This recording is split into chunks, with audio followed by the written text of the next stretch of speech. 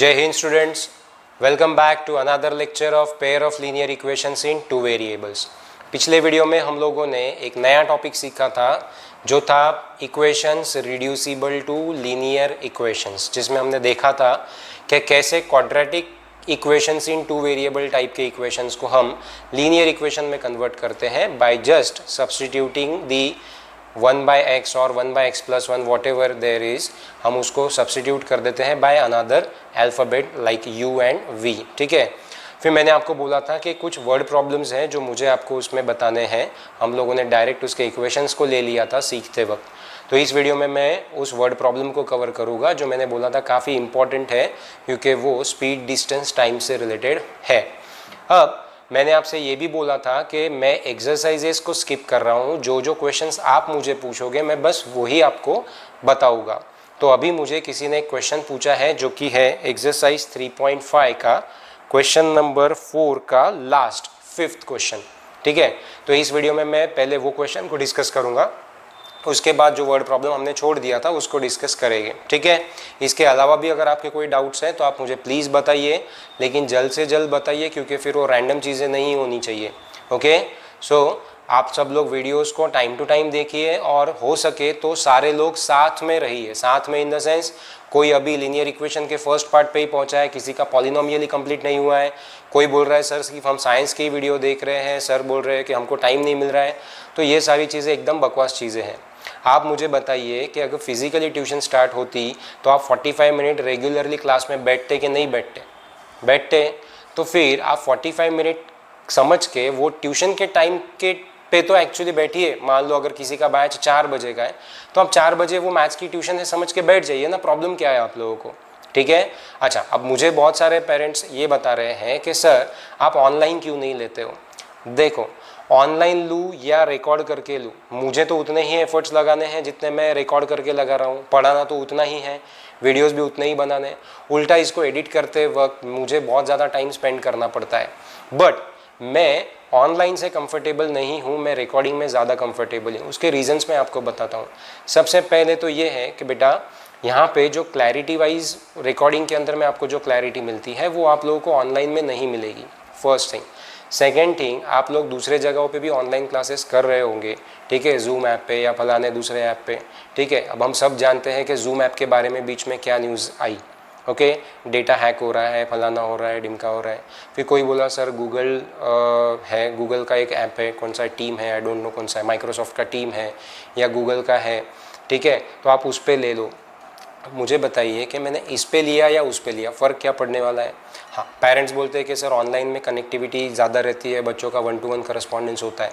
लेकिन मैं आपको बताऊं कि यहाँ पे अगर मैं कैमरे को फेस कर रहा हूँ तो कैमरे का जो मोबाइल का स्क्रीन होता है वो मेरा उसके ऑपोजिट डायरेक्शन में है। तो अगर आपने उसमें मुझे कमेंट पूछा भी तो मैं उसको रीड नहीं कर पाऊँगा। ठीक है, अगर मैं फ्रंट कैमरे से इसको रिकॉर्ड करता हूँ तो क्लैरिटी का इशू आ जाएगा। ठीक है, मिरर इमेजेस बनने शुरू हो जाएंगे, लिखा हुआ आपको उल्टा दिखाई देगा, फिर उसको चेंज करो। कोई बोलता है सर स्क्रीन शेयर होती है स्क्रीन पे, तो मुझे बताओ, हम लोग मैथ्स पढ़ रहे हैं यहाँ पे मेरे पास, आप लोग मैथ्स पढ़ रहे हो और मैथ्स का कंपैरिजन आप करते हो इंग्लिश और एसएसटी से, जहाँ पे टेबल टीचिंग ज़्यादा रहती है, बोर्ड वर्क कम होता है।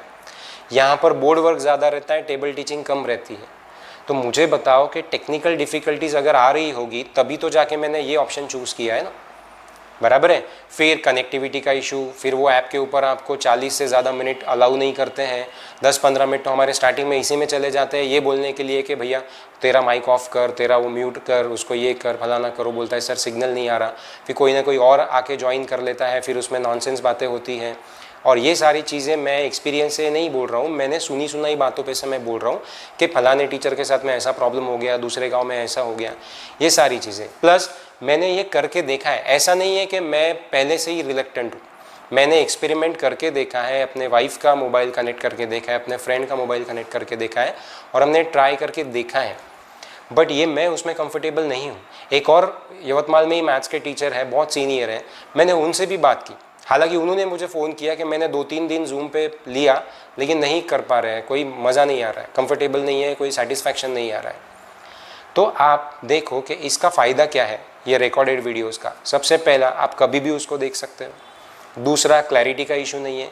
तीसरा कितनी भी बार देख सकते हो, जितनी बार चाहो उतनी बार आप देख सकते हो। अब रही बात डाउट्स की, तो बेटा वीडियो देखे बरोबर तुरंत आप डाउट भेजते हो तो मुझे बताओ कि कितने देर बाद मैंने रिप्लाई किया है। जो लोग मुझे डाउट पूछ रहे हैं, मैं अगर उनके नाम से पूछूँ तो आप बोलूँ तो आप उनको कॉल करके पूछ सकते हो कि मेरा रिस्पॉन्स टाइम कितना है। मैं मैक्सिमम टाइम अभी ऑनलाइन रहने लग गया हूँ व्हाट्सएप के ऊपर, कि जैसे ही कोई कमेंट आता है मैं तुरंत उसको रिप्लाई करता हूँ। या अगर नहीं हो पा रहा, जैसे भी आज मैं वीडियो रिकॉर्ड कर रहा हूँ तो ये वाला क्वेश्चन मुझे कल आया था, तो मैंने कल ही उस बच्चे को व्हाट्सएप पे मैसेज दे दिया कि मैं ये रिकॉर्ड करके डालूंगा सो दैट बाकियों के लिए भी ये आसान हो जाए। अदरवाइज मैं वहाँ पे उसको वहीं रिकॉर्ड करके भेज देता था व्हाट्सएप पे। तो मैं अपनी पूरी कोशिश कर रहा हूँ बेटा, आपको भी थोड़ी कोशिश करना पड़ेगा कि आप समय रेगुलरली निकालो, ठीक है। मेरे पास या किसी भी टीचर के पास में अगर एक बैच में 30-40 बच्चे होंगे तो आपके पेरेंट्स के पास एक ही बच्चा है या 2 बच्चे हैं मैक्सिमम, तो आप टाइम डिसाइड कर लो, वो टाइम पे आपको ये वीडियो देखना है, मतलब देखना है, that's it, as simple as that. किसी को भी कोई प्रॉब्लम नहीं, डाउट आता है आप तुरंत डाल दो। अब आप रात में अगर 10-11 बजे 12 बजे अगर आप वीडियो देख रहे हो और आप तब डाउट डाल रहे हो तो नेचुरल है, तब शायद मैं सो चुका हूँ या फैमिली को टाइम दे रहा हूँ, तो हो सकता है मैं नेक्स्ट डे आपको रिप्लाई कर दूंगा। कौन सा अर्जेंसी है हम लोगों को, कहाँ भागे जा रहे हैं, बराबर है। तो आप कोशिश करो कि आप वीडियोस को रेगुलर देखो। आपके पेरेंट का ये प्रॉब्लम नहीं है कि आप रिकॉर्डेड वीडियो क्यों डाल रहे हो, उनके लिए तो ये फ़ायदेमंद है उल्टा कि आप बार बार देख सकते हो, डाउट्स आते हैं तो। इसमें आप वीडियो की स्पीड को स्लो फास्ट कर सकते हो, कहीं पे बोर हो रहा है तो आप उसकी स्पीड को, वहाँ 3 डॉट्स रहते हैं वहाँ जाके आप उसको फास्ट फॉरवर्ड कर लो, स्लो कर लो अगर आपको ज़्यादा फास्ट हो रहा है तो। ये ऑप्शंस इसमें अवेलेबल है जो ऑनलाइन में अवेलेबल नहीं होते हैं। प्लस नई नई एडमिशन्स रोज हो रही है, तो जो लोग आज एडमिशन ले रहे हैं, मैं 40-50 वीडियो बना चुका हूँ, तो मैं अगर ऑनलाइन लेता हूँ तो वो वीडियोस में उसको कैसे दिखाऊंगा आप बताइए, ये भी एक प्रॉब्लम है। तो आपके पेरेंट का ये इशू नहीं है कि आप रिकॉर्डेड वीडियो क्यों डाल रहे हो, उनका इशू ये है कि बच्चे सिंसियरली देख नहीं रहे। पेरेंट्स को भी काम पे जाना होता है, उनको भी काम है, मम्मी है तो हाउस वाइफ है या कहीं जॉब करते होंगे, फादर है उनका ऑक्यूपेशन है, बिजनेस है, कुछ भी, तो वो कैसे करेंगे मुझे आप बताइए, वो कैसे ध्यान देंगे आप पे। अभी आप इतने छोटे हो क्या कि आपको लेके बैठना पड़े, ये आपका काम है। वही अगर आपको मोबाइल के ऊपर गेम खेलने को बोल दिया जाए तो आपको किसी को बोलना पड़ता है क्या? नहीं, आप खुद ही लेके बैठते हो और घंटों खेलते बैठते हो। तो आपको बेटा 15-20 मिनट का, मेरा मैक्सिमम वीडियो 30-35 मिनट का होता है, उससे ज़्यादा का मैं वीडियो भी नहीं डालता हूँ क्योंकि मुझे खुद को अपलोडिंग में प्रॉब्लम होता है, ठीक है। तो अब आप मुझे बताओ कि आप एक वीडियो सिंसियरली ये समझ के कि भाई मेरा ट्यूशन, ये टाइम आप फिक्स कर लो ना, कि समझ लो कि वो लाइव क्लास चल रहा है वहाँ पे आपका, तो प्रॉब्लम क्या है, पर आप नहीं करोगे।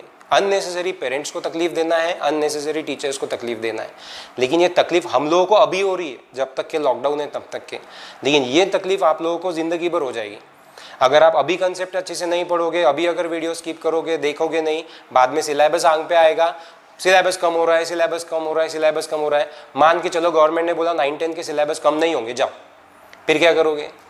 तो फिर आप लोगों को ये पूरा पढ़ना पड़ेगा। फिर क्या करोगे? आंख पे आ जाएगा सब। तो कब प्रैक्टिस करोगे, कब आर.डी. शर्मा सॉल्व करोगे, कब ओसवाल सॉल्व करोगे, कब एनसीईआरटी करोगे, कब मैथ्स करोगे, मैथ्स के साथ दूसरे सब्जेक्ट्स कब करोगे, ये बताइए मुझे, कैसे करोगे? ये प्रॉब्लम अभी आपको बहुत मज़ा आ रहा है, पेरेंट्स को तकलीफ देने में, टीचर्स को तकलीफ देने में बहुत मज़ा आ रहा है आपको, टाइम पास करने में, आराम से रहने में, 2 महीने से कुछ काम नहीं पड़े है घर पे, बहुत मज़ा आ रहा है। लेकिन यही मज़ा आगे जाके आप ही की सज़ा बनने वाली है, क्योंकि 10th का रिजल्ट आपके साथ स्टैंप के जैसा चिपक के रहेगा ज़िंदगी भर। मेरे साथ आप 1 साल के लिए हो, पेरेंट्स के साथ और अपने खुद के साथ ज़िंदगी भर के लिए हो। तो ये अगर आपके मार्क्स अगर कम ज़्यादा हो गए तो आप क्या अपने इंटरव्यू में आगे जाके यही बताते फिरोगे कि कोविड-19 का पैंडेमिक इफेक्ट था करके हमारा स्कोर ऐसा हो गया, फलाना था? वो आपके जनरेशन के, आपके बैच के, पूरे भारत में जितने लोग हैं सबके साथ प्रॉब्लम होगा। तो क्या कोई मेरिट नहीं आएगा, कोई स्कोर नहीं करेगा? बिल्कुल करेगा। आपसे ज़्यादा एफर्ट्स कर रहे हैं वो पढ़ाई में, ठीक है। आप ही बैठे हो ये सोच के कि भाई अब हम लोगों को तो एक अलग प्रिविलेज मिल गया, बिल्कुल नहीं। ये जितना आप लोगों को फ़ायदेमंद लग रहा है उतना ही आपके लिए नुकसानकारक भी है। इसीलिए मैं बोल रहा हूँ समय का पूरा उपयोग करो। आप घर पे हो ना तो सिर्फ एनसीईआरटी के अलावा दूसरी भी बुक्स होंगी ना, उसको भी पढ़ो। जो मैंने आपको आर.डी. शर्मा का रिप्रिंट करके दिया हुआ है, क्वेश्चंस निकाल के दिए, आप उसको करो ना। वो क्यों नहीं पढ़ते हो? उसमें प्रैक्टिस क्यों नहीं करते हो? ये चीज़ें करो, आपके पास इतना टाइम है, करो ना, क्या प्रॉब्लम है? पढ़ते नहीं हो, ठीक है।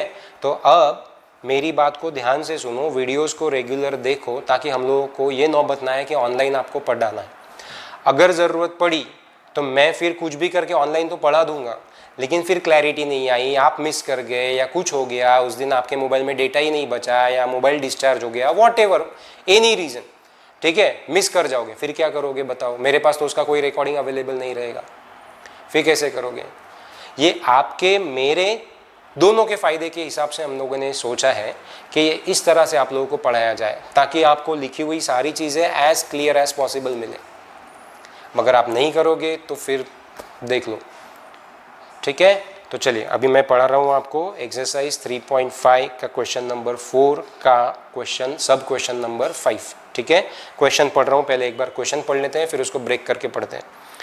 The area of a rectangle gets reduced by 9 square units if its length is reduced by 5 units and breadth is increased by 3 units. If full stop देखिए, if we increase the length by 3 units and breadth by 2 units, the area increases by 67 square units. Find the dimensions of the rectangle. अभी इसमें unit बहुत हो गया, अब इसको break कर करके समझते हैं, ठीक है? बोल रहा है कि एक रेक्टेंगल है, इसका एरिया 9 स्क्वायर यूनिट से रिड्यूस हो जाता है, 9 स्क्वायर यूनिट से कम हो जाता है, gets reduced by 9 square units, ठीक है? कब? If its length is reduced by 5 units and breadth is increased by 3 units. अगर उसकी लेंथ को 5 यूनिट से कम कर दिया जाए और ब्रेड्थ को 3 यूनिट से बढ़ा दिया जाए, तो टोटल रेक्टेंगल का जो एरिया आएगा बेटा, वो 9 स्क्वायर यूनिट से कम हो जाएगा। मतलब कम होगा मतलब पहले कुछ ना कुछ था, पहले कुछ ना कुछ एरिया था, मतलब पहले कुछ ना कुछ लेंथ थी, पहले कुछ ना कुछ ब्रेड्थ थी। तो हम क्या बोलेंगे? Let originally the length be x unit and breadth be y unit. क्यों? आखिरी में क्वेश्चन में यही पूछा रहेगा, find the dimensions of the rectangle, मतलब आपको लेंथ और ब्रेड्थ पता करना है ओरिजिनली। तो हम यहाँ पे कैसा लिखेंगे? लेट फॉर ओरिजिनल रेक्टेंगल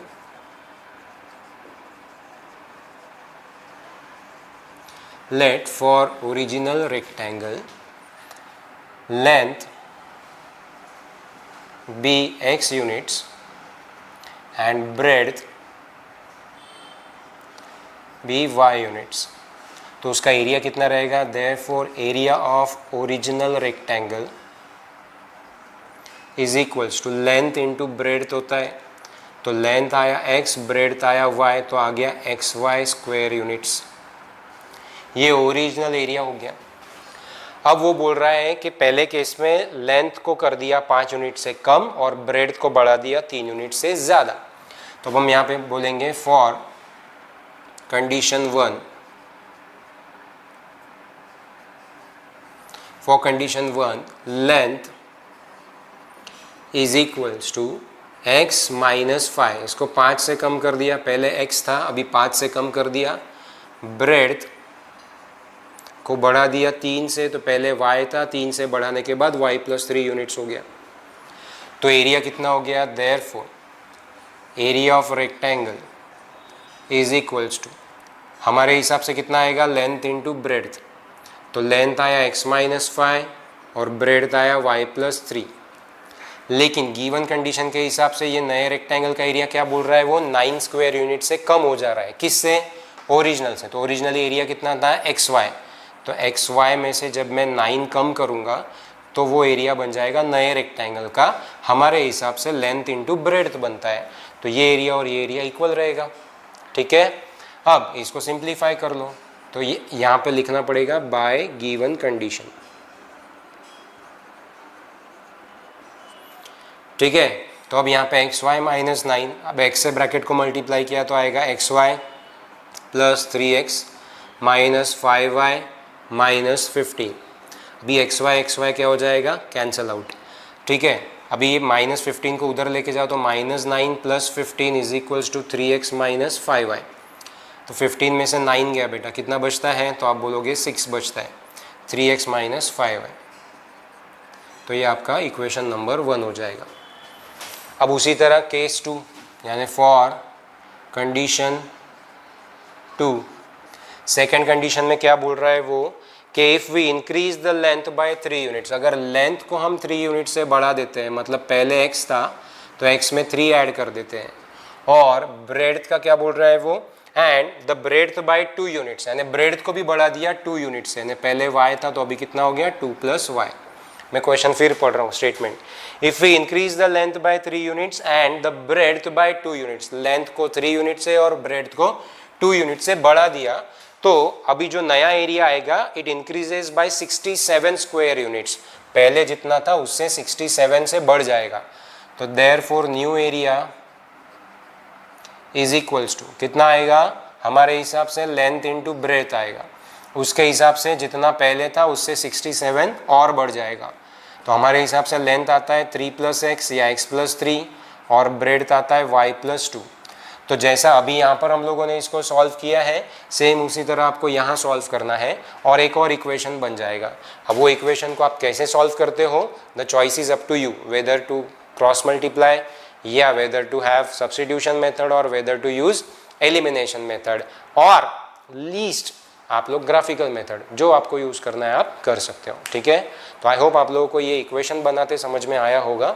ठीक है, नहीं समझा है तो आप फोन करके कभी भी पूछ सकते हो। ओके, अब हम चल रहे हैं नए टॉपिक के ऊपर, तब तक के मैं बोर्ड क्लीन कर देता हूँ। चलिए, अब हम बात कर रहे हैं स्पीड, डिस्टेंस और टाइम के प्रॉब्लम्स के बारे में। ठीक है, अब उसके पहले यहाँ पर एक कंसेप्ट आता है जो आपने 8th स्टैंडर्ड में पढ़ा हुआ है, सारे लोगों ने पढ़ा है या नहीं मैं नहीं बता सकता, लेकिन जो मेरे पास थे तो हम लोगों ने कुछ प्रॉब्लम्स देखे थे जिसमें हमने अपस्ट्रीम और डाउनस्ट्रीम से रिलेटेड कुछ प्रॉब्लम्स देखे थे 8th स्टैंडर्ड में।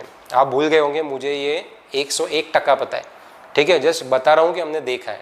तो अभी हम पहले अपस्ट्रीम डाउनस्ट्रीम क्या होता है उसके बारे में बात कर लेते हैं, उसके बाद प्रॉब्लम समझते हैं। ठीक है, ये वीडियो थोड़ा बड़ा हो जाएगा क्योंकि पहले मेरा प्रवचन आया, उसके बाद वो एक प्रॉब्लम आ गया, अब हम जा रहे हैं मेन टॉपिक के ऊपर, तो थोड़ा सा लेंदी हो गया है बट अभी मुझे सहन कर लो आज के वीडियो के लिए। ठीक है, चलिए अब बात जब करते हैं अपस्ट्रीम की और डाउनस्ट्रीम की, तो यहाँ पे हम बोट से रिलेटेड बात करेंगे। ठीक है, अब मान के चलो कि एक तालाब है जहाँ पे पानी जो है वो शांत है, क्योंकि तालाब का पानी, पॉन्ड का वाटर वैसा ही रहता है, स्टिल वाटर बोलते हैं उसको, शांत होता है, वो बहता नहीं है। ठीक है, अब उसके अंदर में अगर मैंने एक मोटर बोट रखी है और उस मोटर बोट का मैंने इंजन स्टार्ट किया और 10 km/h की स्पीड से अगर मैं उस पॉन्ड के अंदर में अपनी बोट को घुमा रहा हूँ, तो मुझे बताइए फाइनली उस बोट का स्पीड कितना होगा। ठीक है, तो आप बोलोगे सर 10 km/h, करेक्ट। अब ऐसा समझो कि पानी बह रहा है, बह रहा है नहीं, बह रहा है, पानी बह रहा ही रहता, सुनता नहीं है, बट यहाँ पे पानी फ्लो हो रहा है, बह रहा है। नदी का पानी हो सकता है, स्ट्रीम हो सकता है, कुछ भी हो सकता है, जैसे कि रिवर राफ्टिंग होती है। ठीक है, तो अभी फ्लोइंग वाटर है, फ्लोइंग वाटर के अंदर में ये एक बोट है। अब समझ लो कि पानी जो है ये किस तरफ बहता है, तो बोले सर डाउन हिल, जहाँ पे उतार होता है वहाँ पर फ्लो होता है। ठीक है, तो अब पानी अगर डाउन साइड में फ्लो हो रहा है ग्रेविटी के वजह से, मेरे पास एक बोट है जिसका स्पीड 10 km/h का है, पानी जो है ये 2 km/h की स्पीड से फ्लो हो रहा है। अब बोट जो है ये उसी डायरेक्शन में जा रही है जिस डायरेक्शन में पानी फ्लो हो रहा था। तो अगर बोट पानी के फ्लो के डायरेक्शन में जाता है, पानी कहाँ जा रहा है, नीचे, इसीलिए बोट के डायरेक्शन को कहते हैं डाउन स्ट्रीम। क्या कहते हैं, डाउन स्ट्रीम। स्ट्रीम जहां जा रहा है उसी के साथ वो डाउन में जा रही, उतार की तरफ जा रही है, तो उस डायरेक्शन को क्या कहते हैं, डाउन स्ट्रीम। तो अब मान लो बोट शांत है, बोट का इंजन बंद है, तो उसकी स्पीड कितनी होगी, 0। ऐसी बोट को मैंने फ्लोइंग वाटर में रख दिया, तो क्या बोट को पानी खींच के लेके जाएगी, बोले हाँ। क्यों, क्योंकि पानी खुद बह रहा है, तो बोट को भी बहा के लेके जाएगा। तो इस केस में बोट का स्पीड कितना हुआ, बोले सर 2 km/h। अब मैंने बोट का इंजन स्टार्ट किया और बोट को रेस किया ताकि वो स्पीडोमीटर पे दिखाए 10 km/h, यानी बोट की अपनी स्पीड कितनी हुई, 10 km/h। लेकिन जब पानी जा रहा है तो पानी क्या करेगा, बोट को भी लिफ्ट देगा, यानी पानी अपनी स्पीड से बोट को आगे ढकेलेगा और बोट की खुद की स्पीड होती है 10। तो इस केस में डाउन स्ट्रीम में बोट की स्पीड बढ़ी या कम हुई, बोले सर बढ़ी। बढ़ के कितनी हो गई, तो बोले 12। कैसे, 10th की स्पीड बोट के इंजन की, और 2 का स्पीड पानी का, मिल के बोट की स्पीड कितनी हो गई 12। मैंने स्टार्टिंग में क्या बताया आपको इसमें कि अगर बोट का इंजन बंद है तो भी बोट जाएगी, मतलब बोट का इंजन वर्क नहीं भी कर रहा है तो भी 2 किलोमीटर की मिनिमम स्पीड रहेगी, क्योंकि पानी खुद उसको उतना लिफ्ट दे रहा है। तो यहाँ पर जब इंजन का अपना इफेक्ट लगेगा, वहाँ पे पावर लगेगा और साथ में पानी का, तो बोट का स्पीड बढ़ जाएगा। इंजन 10 का ही ताकत लगा रहा है लेकिन 2 की ताकत पानी दे रहा है, तो 12 हो गई उसकी स्पीड। अब उल्टा सपोज करो कि बोट का डायरेक्शन चेंज हो गया, अब बोट उधर जा रहा है जहां से पानी आ रहा है, मतलब ऊपर की तरफ पानी इधर फ्लो हो रहा है और बोट जा रही है इधर। इस direction of movement of the boat को बोलते हैं अप स्ट्रीम, क्योंकि वो ऊपर जा रहा है, पानी नीचे जा रहा है। तो बोट का डायरेक्शन क्या हुआ अप स्ट्रीम, स्ट्रीम के विपरीत डायरेक्शन में बोट जा रही है। अब बोट ऐसी थी, इसका मुंह इधर है, इंजन बंद है, पानी फ्लो हो रहा है, तो आप मुझे बताओ बोट वहीं रहेगी, आगे जाएगी या पीछे जाएगी? बोले सर पीछे जाएगी। क्यों? क्योंकि पानी खींच के लेके जा रहा है उसको कि चल इधर चल, लेकिन बोट बोल रही है कि नहीं मेरा मुंह तो इधर है, तो नहीं बोले मेरे साथ चलो, बराबर है। तो यहाँ पे क्या हो रहा है, फ्रिक्शन हो रहा है और उस वजह से बोट पीछे पीछे जा रही है। अब मैंने बोट का इंजन फिर से स्टार्ट किया, उसको रेस किया, 10 किलोमीटर की स्पीड पे लाया, तो बोट को 10 किलोमीटर से जाना था लेकिन पानी उसको 2 किलोमीटर से पीछे खींच रहा है। तो इसमें जो नेट स्पीड आई बोट की वो कितनी आ गई 10 - 2, यानी कितना आ गया 8। फिर बोट ताकत लगा रहा था 10 की, लेकिन इफेक्टिव स्पीड कितनी आ गई उसकी 8 किलोमीटर पर आवर। यहाँ पर क्या हुआ, स्पीड रिड्यूस हो गई। तो अब 2 बातें हम कंक्लूजन में बोलेंगे। पहला कि when the boat flows in the downstream direction, at that time the speed of the boat increases by how much, by the speed of the stream. In the upstream direction, the speed of the boat decreases by how much? By the speed of the stream. अब हम लोग यहाँ पर देखेंगे कि problem कैसे solve करते हैं। आपको इतना समझ में आ गया? सेकेंड थिंग, यहाँ पर एक ही फॉर्मूला काम में का आता है स्पीड डिस्टेंस टाइम का, जो कि रहता है speed is equals to distance upon time. ये सभी को पता है। हाँ, अब यहाँ से आप इसके और 2 फॉर्मूले बना सकते हो। कैसे? बोले सर टाइम निकालना है तो स्पीड को इधर लेके आओ, तो डिस्टेंस अपॉन स्पीड। डिस्टेंस पता करना है तो टाइम को उधर लेके जाओ, तो आएगा स्पीड इनटू टाइम। तो टोटल 3 फॉर्मूले, लेकिन हम एक ही याद रखते हैं speed is equal to distance upon time. मैंने ये क्यों बताया? क्योंकि 1, 2, 3 इनमें से कोई ना कोई एक फॉर्मूला हर प्रॉब्लम में लगता है, बराबर है। कौन सा लगाना, ये क्वेश्चन में क्या दिया है उस पर डिपेंड करेगा। मोस्ट ऑफ द टाइम हमको ये फॉर्मूला लगाना पड़ता है, क्योंकि हमको कंडीशन जो है हर बार टाइम से रिलेटेड दी रहती है। टाइम से रिलेटेड दी रहती है मतलब कि भी ऐसा जाने के लिए इतना टाइम लग रहा था, वैसा जाने के लिए उतना टाइम लग रहा था, ये टाइम उससे इतना कम था या उतना ज़्यादा था। तो हर बार जो बात होगी वो टाइम से रिलेटेड होगी। तो 90% ऑफ टाइम आपको टाइम से रिलेटेड फॉर्मूला अप्लाई करना पड़ेगा। बाकी 10% में तो फिर वो तो डिपेंड करता है क्वेश्चन क्या पूछता है। इतना समझ में आ गया आप सभी लोगों को? अब हम जा रहे हैं प्रॉब्लम को पढ़ने के लिए, ठीक है? Just hold on.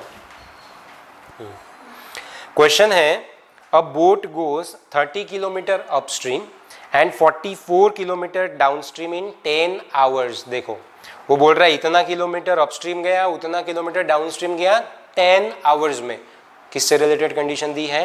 टाइम से रिलेटेड। बोले सर उसमें किलोमीटर भी तो आया, लेकिन इतना किलोमीटर और उतना किलोमीटर मिला के कितना टाइम लगा 10 आवर्स। तो कंडीशन काय में हुई? टाइम में, ठीक है। तो अब सबसे पहले हम लोगों को क्या करना पड़ेगा, और दूसरी भी कंडीशन दी रहेगी उसमें, मैं बाद में पढ़ता हूँ उसको।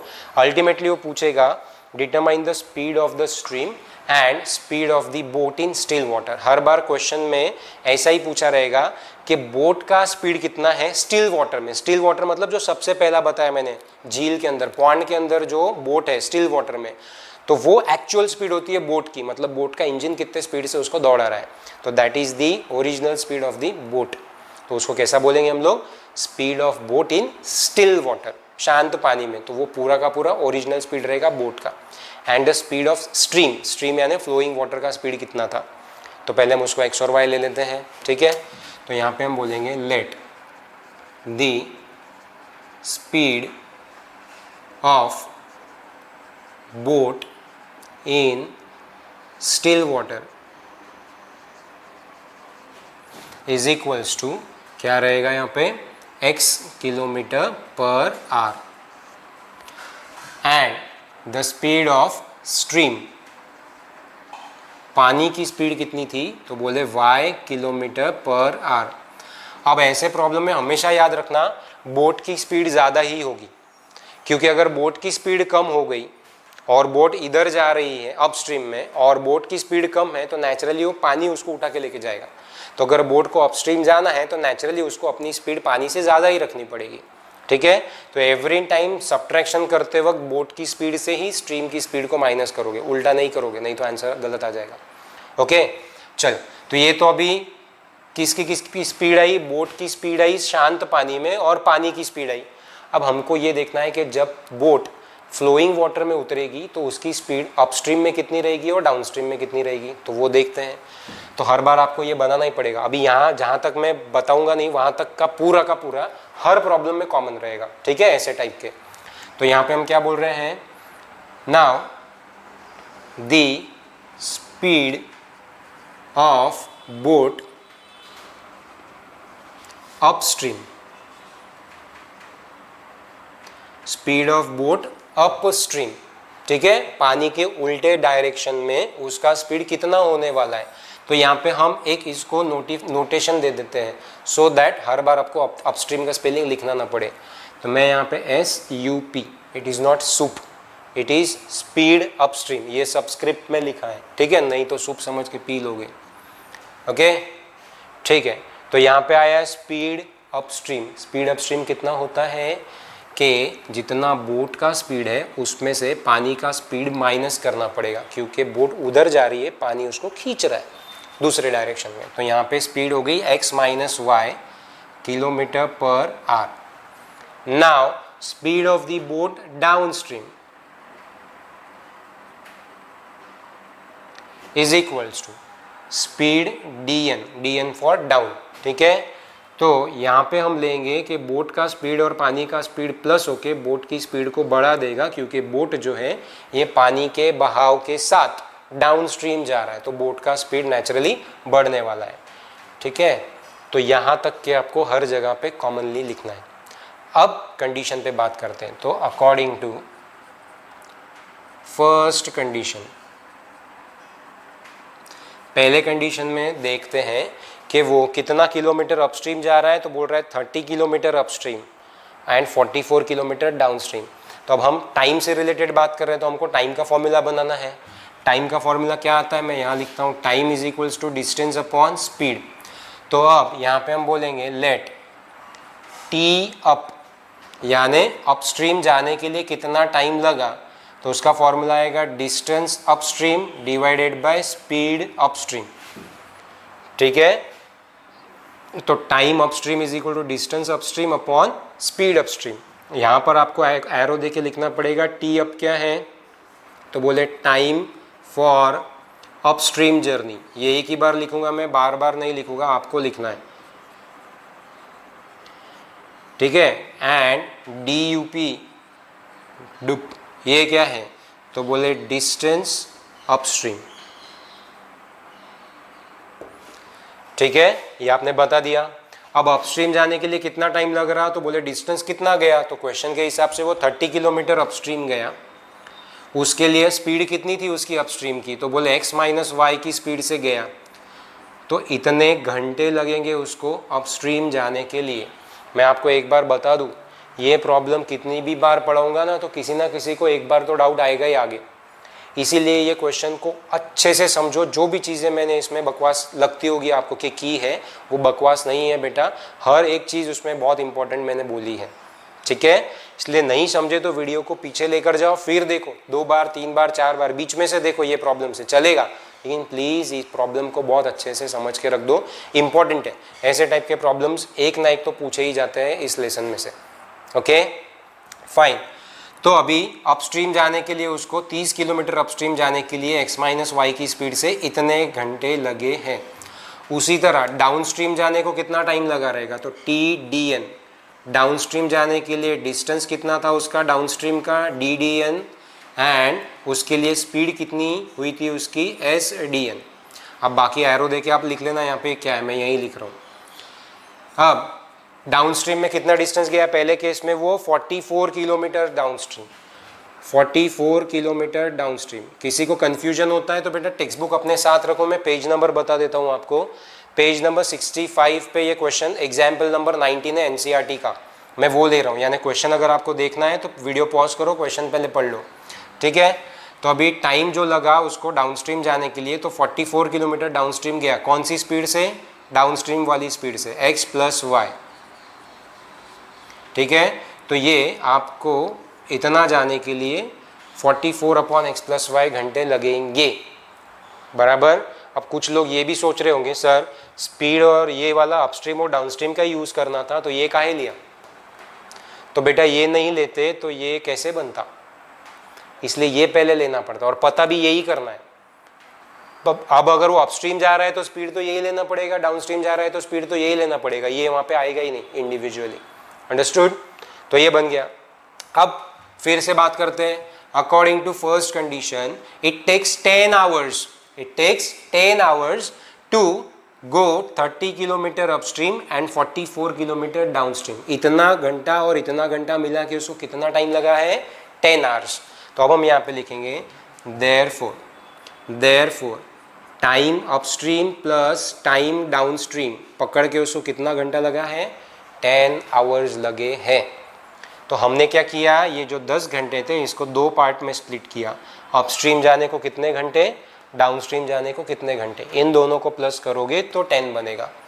तो 30/x - y घंटे उसको अपस्ट्रीम के लिए लग गए और 44/x + y इसके लिए उसको, सॉरी 30/x - y इतने घंटे अपस्ट्रीम को लग गए, 44/x + y उसको डाउनस्ट्रीम को लग गए, कुल मिला के उसको कितने घंटे लग गए, 10 आवर्स लग गए। अब ये हुआ आपका इक्वेशन नंबर 1, जिसके सॉल्यूशंस मैंने आपको कल ही पढ़ा दिए थे, कल यानी पिछले वीडियो जब भी रिलीज हुआ होगा। अब नेक्स्ट सेकेंड कंडीशन के हिसाब से, तो अकॉर्डिंग टू सेकेंड कंडीशन, अब मैं थोड़ा फास्ट लूँगा। अकॉर्डिंग टू सेकेंड कंडीशन वो बोल रहा है कि अगर वो 40 किलोमीटर अपस्ट्रीम और 55 किलोमीटर डाउनस्ट्रीम जाता है तो उसको 13 आवर्स लगेंगे। 44 किलोमीटर अपस्ट्रीम और 40 kilometre upstream and 55 kilometre downstream. तो बेटा अपस्ट्रीम को कितना टाइम लगने वाला है उसको, तो अपस्ट्रीम के लिए गया कितना, 40 किलोमीटर, कितनी स्पीड से गया, x - y, तो ये डिवाइड करोगे तो इतने घंटे उसको अपस्ट्रीम को लग गए। और डाउनस्ट्रीम के लिए वो 55 किलोमीटर गया है, कितनी स्पीड से, x + y की स्पीड से, तो उसको यहाँ पर इतने घंटे लग गए। कुल मिला के उसको अपस्ट्रीम डाउनस्ट्रीम पकड़ के कितने घंटे की जर्नी पड़ गई, उसको पड़ गई बेटा 13 आवर्स की जर्नी। तो according to the condition T up plus T down is equals to 13 hours. तो यहाँ पे हम 40/x - y plus 55/x + y is equal to क्या लिखेंगे, 13। ये बनेगा आपका इक्वेशन नंबर 2। अब मैंने क्या बोला था, 1/x - y की जगह u रख दो, 1/x + y की जगह v रख दो। नहीं समझ में आता है तो पहले वाला वीडियो देख के रख दो, पूरा आंसर उसमें आगे का अवेलेबल है, अंडरस्टूड। तो आशा करता हूँ कि आपको ये समझ में आया होगा, नहीं आए तो बेटा बार बार देखो देखो देखो देखो, ये आना ही चाहिए। फिर ऐसे प्रॉब्लम आखिर में फिर बहुत लंबे पड़ते हैं। आर डी शर्मा में है मैथोजेनिक की जो बुक में आप मुझसे लेके गए हो, उसमें ढूंढो ऐसे प्रॉब्लम और ढेरों सारे प्रॉब्लम के ऊपर प्रैक्टिस करके रख दो। कोई भी डाउट आता है, you know what to do. Now homework time. यहाँ पर मेरे साइड से पूरा का पूरा लेसन बेटा कंप्लीट हो गया, linear equation in 2 variables. Exercise 3.6 का मैंने आपको फर्स्ट क्वेश्चन करने को बोला था पिछले वीडियो में। अब आपको सेकेंड क्वेश्चन में जो भी सॉल्व एग्जाम्पल हैं वो आपको करके रखने हैं। जो भी डाउट्स आएंगे वो मैं आप लोगों को बोर्ड पे एक वीडियो पे पढ़ा दूंगा, ठीक है। साथ ही साथ आपको 3.7 यानी ऑप्शनल एक्सरसाइज भी करनी है, ठीक है। तो अब 3.6 और 3.7 काफ़ी ज़्यादा हैं, प्लस मैं क्या करूँगा अभी फिर से, जैसे हम लोगों ने लास्ट टाइम पॉलिनोमियल्स के वर्कशीट्स को अपलोड किया था, याद है। फिर मैंने एक दिन वर्कशीट और दूसरे दिन उसके ऊपर मैंने डाला था उसका सॉल्यूशन। तो वैसा हम लोग करेंगे। तो मैं वहाँ पे क्या करूँगा, एक दिन में हो सके तो 2 वर्कशीट डाल दूंगा, यानी हमारा दिन बच जाएगा उतना। लेकिन पहले ये अच्छे से कंप्लीट करेंगे, फिर ही हम नए लेसन को स्टार्ट करेंगे। तो अभी मैं वीडियो यहाँ से 2-3 दिन लेट डालूंगा, सो दैट आप 3.6 और 3.7 कंप्लीट कर दो, और बाय दैट टाइम जो आपके डाउट्स हैं मुझे बता दो, सो दैट मैं उस पर पहले वीडियो बना लूँ, ठीक है। उसके बाद वर्कशीट सॉल्व कर लोगे। मान लो ये वीडियो जिस दिन भी रिलीज होगा उसके तीसरे दिन बाद से आप समझ लो कि वर्कशीट www.ayarsir.com पे आनी शुरू हो जाएगी। फिर वो जैसे ही खत्म हो जाएगी तो वहाँ ऑल्टरनेट रहेगा, एक दिन वर्कशीट दूसरे दिन सॉल्यूशन, 2 वर्कशीट अपलोड हुई, दूसरे दिन दोनों के सॉल्यूशन आएंगे। जब वर्कशीट खत्म हो जाएगी तो तुरंत उसके बाद से मैं आपको फिर से वीडियोस भेजना शुरू कर दूंगा। ये वीडियो भेजने तक के मैं ऑलरेडी 2 वीडियो आपके जीमेल आईडी के ऊपर लिंक सेंड कर चुका हूँ। अब तक आप लोगों को समझ में आ गया होगा कि ये वीडियो सिर्फ जीमेल आईडी पे ही आ रहे हैं, तो अब उतने ही लोगों को वीडियोस देखने मिल रहे होंगे। अब यहाँ से आगे इंस्ट्रक्शन देने का मेरा कोई काम नहीं, क्योंकि उतने लोगों ने बात सुन ली है। अंडरस्टूड? फाइन। तो मिलते हैं अभी अगले वीडियो में, तब तक के लिए अपना ख्याल रखें, होमवर्क करते रहिए, घर में रहिए, स्टे सेफ, स्टे ब्लेस्ड। जय हिंद।